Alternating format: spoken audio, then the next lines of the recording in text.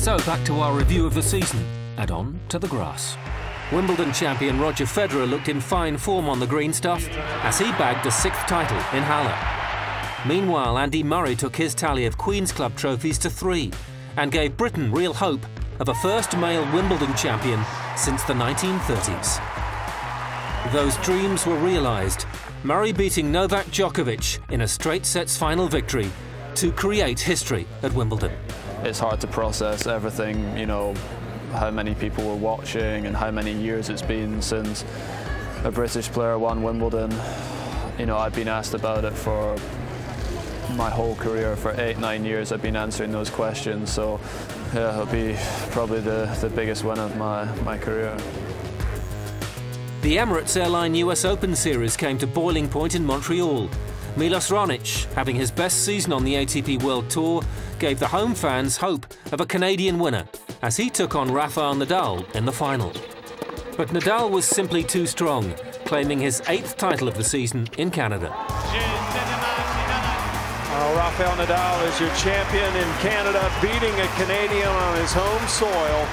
The very next week, Rafa, building up ahead of steam en route to Flushing Meadows, captured his first ever title at the Western and Southern Open in Cincinnati, quashing home hopes for a 2nd week running, defeating John Isner in 2 tight sets. Rafael Nadal wins in Cincinnati for the first time in his career. 7-6, 7-4. The man from Mallorca was proving simply unstoppable on the US hardcourts and won his 2nd Grand Slam of the year at the US Open, defeating old rival Djokovic in the final. Well, it was amazing the way that I played in Montreal and Cincinnati and the US Open. Something that I was not in my plans, have this success after what happened in Wimbledon. And winning Montreal was a lot of positive energy, a lot of confidence, and I was able to maintain the level until the end of the US Open.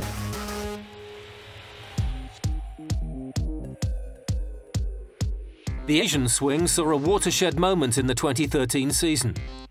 By reaching the final in Beijing, Rafael Nadal would replace Novak Djokovic at the top of the Emirates ATP rankings. Nadal has been playing the best tennis in 2013, no question about it, but after an injury, after 7 months of absence, I mean, he comes back and wins 2 Grand Slams and just plays a fantastic tennis. I mean, he was so consistent, he lost only a few matches in the whole year. All the credit to him. It's an important moment for me. Be back to the #1 is a thing that special for a lot of reasons, so very happy for everything. Despite that, Djokovic still went on to win in the Chinese capital, and he followed that with victory in Shanghai, meaning the Serb is now unbeaten in China for 2 years. Just in the important moments, I managed to play some better shots than he did, and I was fortunate, and I'm just really glad to win the title. In Paris, the final places at the Barclays ATP World Tour Finals were sealed, while the title went to the man in red-hot form, Novak Djokovic. Considering the fact that it's just before last week of the season, and that, you know, everybody, including myself, is a little bit tired physically, mentally, but in the end of the day, I managed to have a great week, and I'm very happy about it. So to the season finale. In London, Nadal had ensured he would finish the year #1 in the Emirates ATP rankings. And the Spaniard went on to face his great rival Djokovic in the main event. He's missed it, and Djokovic wins. He successfully defends his title here in London. And of course, the winning streak now stands at an incredible 22 matches. It's his 7th tournament victory of the season and the 41st of his illustrious career. Congratulations, Novak. A special finish to another very special year on the ATP World Tour.